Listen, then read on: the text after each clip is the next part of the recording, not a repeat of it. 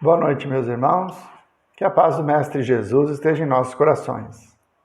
Vamos continuar o nosso estudo do Livro dos Espíritos, no capítulo 3º, Retorno da vida corpórea à vida espiritual. Então, nós vamos tratar nas questões seguintes sobre a desencarnação. O que acontece quando a gente morre? Para onde nós vamos? Como é essa relação entre a existência física e o momento em que retornamos à pátria espiritual? Então, Kardec enumera uma série de questões que vão tratar desse assunto. A primeira delas é a questão 149. Em que se torna a alma no instante da morte? Volta a ser espírito, isto é, retorna ao mundo dos espíritos que havia deixado momentaneamente. Então, quando nós encarnamos, nós denominamos o espírito encarnado como alma. Quando desencarnamos, deixamos de ser alma, porque não estamos mais encarnados, e voltamos a ser espírito, retornando à pátria espiritual da onde viemos. 150. Após a morte, a alma conserva sua individualidade? Sim, jamais a perde. Que seria ela se não a conservasse? Então, quando nós desencarnarmos, nós vamos continuar sendo quem somos, mantendo os nossos valores, os nossos sentimentos e tudo aquilo que construímos ao longo das inúmeras encarnações, inclusive esta. Então, todos os nossos desejos, os conhecimentos adquiridos, o amor que nós sentimos, às vezes, em alguns casos, o ódio que alguns sentem, tudo isso vai ser mantido. O espírito não muda de personalidade, nem perde a sua individualidade ao retornar à pátria espiritual. Ele continua sendo quem ele era. 150A. Como a alma constata a sua individualidade, uma vez que não tem mais o corpo material? Ela tem ainda um fluido que lhe é próprio, haurido na atmosfera do seu planeta e que representa a aparência de sua última encarnação, seu perispírito. Então, como já foi dito algumas questões atrás, o homem é constituído de 3 elementos: o espírito, sua essência, o seu saber, o ser, é o espírito. Esse espírito, por estar, vamos falar da Terra, vivendo a evolução de um mundo de provas e expiações, então ele vai buscar num planeta como o nosso, que é a Terra, os elementos para constituir o seu perispírito. Então, ele vai ter a sua primeira roupagem, que é o perispírito, associado ao seu grau evolutivo. No nosso caso, um mundo de provas e expiações. E quando encarnados, esse perispírito é ligado ao corpo. Quando desencarnamos, essa ligação se desfaz. O corpo, que é matéria, volta para a natureza, né? Ele vai se decompor e vai voltar à natureza, e o espírito, envolto no perispírito, retorna à pátria espiritual. Acontece que o perispírito tem as mesmas formas do corpo. Aliás, o corpo é uma projeção do perispírito e está relacionado com o grau evolutivo de cada um. Então, quando um médium vidente tem essa capacidade de ver espíritos, ele enxerga um espírito, ele não está vendo a essência, ele está vendo o perispírito. E normalmente com a imagem, com a aparência que ele tinha enquanto estava encarnado. Normalmente um pouco mais bela, um pouco mais jovem, quando espíritos mais evoluídos. Ou podem estar deformados, podem estar apresentando aparências mais duras, mais feias, quando são espíritos inferiores. Por quê? Porque o perispírito acaba refletindo os sentimentos do espírito. Mas o que o médium vidente vê é o perispírito e não o espírito. A essência, nós ainda não temos a sensibilidade suficiente para podermos perceber o espírito. Não temos o sentido adequado, como foi dito lá na questão número 10, para que possamos entender a natureza íntima de Deus. Como o espírito foi criado à imagem e semelhança de Deus, também recai na mesma situação.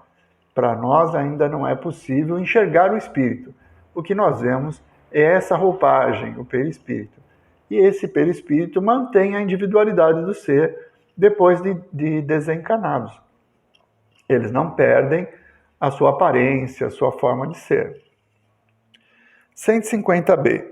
A alma nada leva consigo deste mundo? Nada, a não ser a lembrança, o desejo de ir para um mundo melhor. Essa lembrança é cheia de doçura ou de amargor, conforme o emprego que haja feito da vida. Quanto mais pura for, tanto melhor compreenderá a futilidade do que deixa na terra. Essa resposta deve ser muito bem interpretada.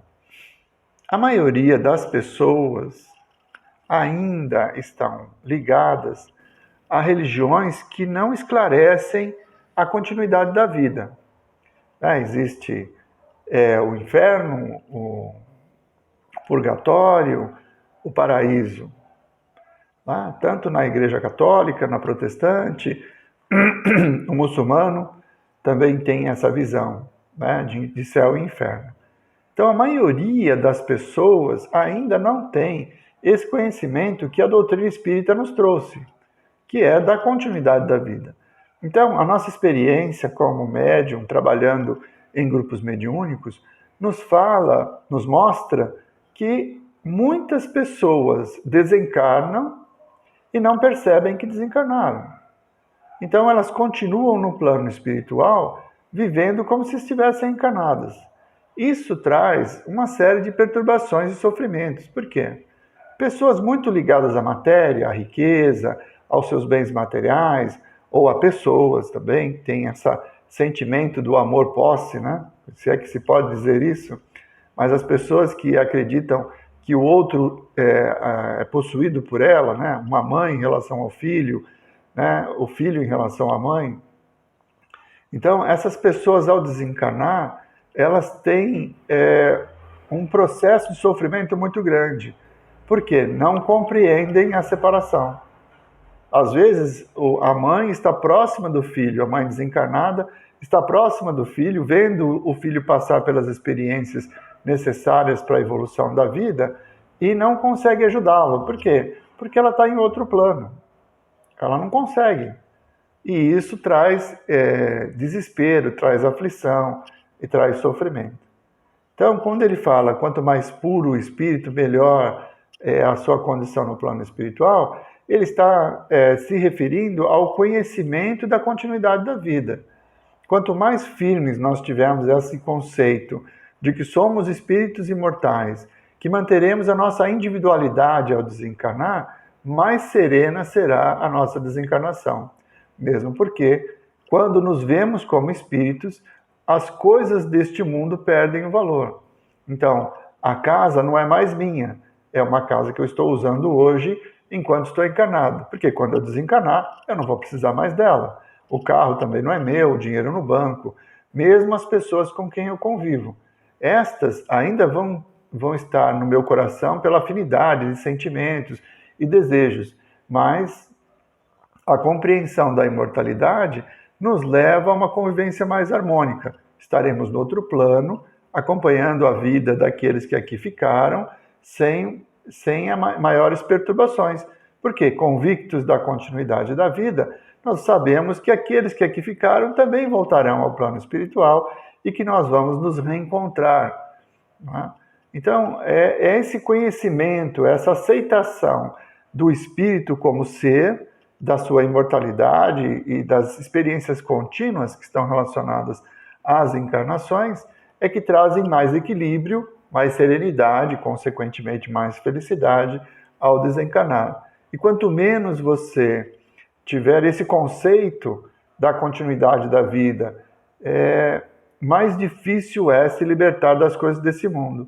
Porque, como eu disse, a maioria das pessoas nem percebe que desencanou.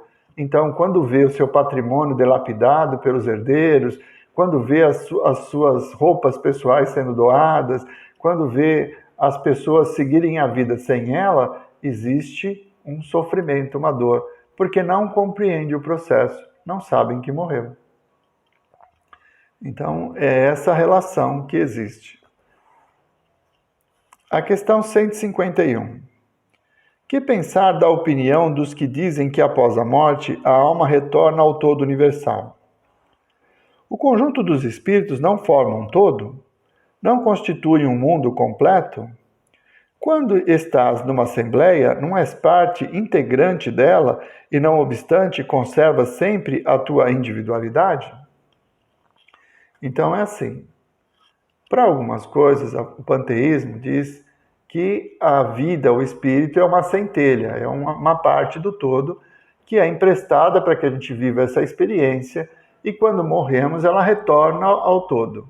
Então, esse retornar ao todo significa perder a individualidade. E nós aprendemos e vivenciamos através da mediunidade que isso não ocorre. Existe a continuidade, existe a individualidade, a manutenção de sentimentos e personalidades, né? Quando nós desencarnamos. Então, ele faz uma analogia. Se nós considerarmos o todo como sendo o conjunto dos espíritos desencarnados, ou seja, o mundo espiritual, então sim, quando desencarnamos, retornamos ao todo. Mas isso não quer dizer que nós vamos perder a nossa individualidade. Não vamos nos misturar ao todo. Seremos mais uma peça, mais um ser, sempre mantendo a nossa individualidade, a nossa personalidade, que vai evoluindo através das inúmeras experiências relacionadas às reencarnações. Muito bem. Então vamos parar por aqui. Na próxima semana nós continuamos esse mesmo assunto com a questão 152, sempre relacionada ao momento da desencarnação. Agora aquele momento em que nós conseguimos, unidos pelo pensamento, retornar à nossa casa. Então hoje vamos fazer uma vibração. Vamos criar na nossa mente o ambiente do centro, visualizar aquela imagem magnífica do Cristo com seus braços abertos, acolhedores. Vamos mentalmente nos reunir na nossa casa de oração e permitir que os bálsamos que são gerados por aquela luz, por todos os trabalhadores da casa, pela Mãe Maria, possam penetrar no nosso íntimo, nos sentindo agraciados por esses fluidos balsamizantes que vêm em nosso socorro, aliviando as nossas aflições, aliviando as nossas dores, curando as nossas doenças, conforme o nosso merecimento. Então, nesses poucos instantes, que possamos nos ver diante do Cristo, envoltos pela luz gerada pela nossa casa, com tantos trabalhadores que cuidam de nós, nos inspiram em todos os momentos da nossa existência.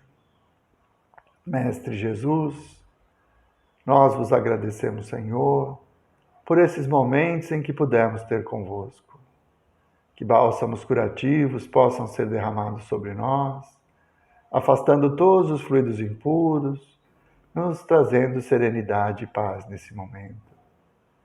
Mestre amado, que o vosso amor possa ser derramado sobre cada um e que possamos, Senhor, fortalecidos pela vossa presença, encontrar as soluções para as nossas aflições, encontrar o alívio para as nossas dores e a certeza de que estais conosco nesses momentos tão difíceis que continuamos vivendo nessa situação de pandemia. Que as vossas bênçãos, Senhor, se derramem sobre todos aqueles que estão necessitados, aflitos, desesperados, para que nesse instante em que unidos nos encontramos, possamos emitir nossas vibrações de esperança e paz, trazendo a eles a possibilidade da cura e a serenidade no momento da prova. Muito obrigado, Mestre Jesus, por mais esses instantes em que pudemos ter convosco. Muito obrigado, meus irmãos.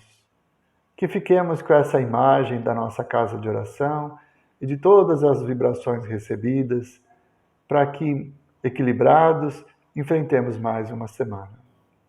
Uma boa noite a todos.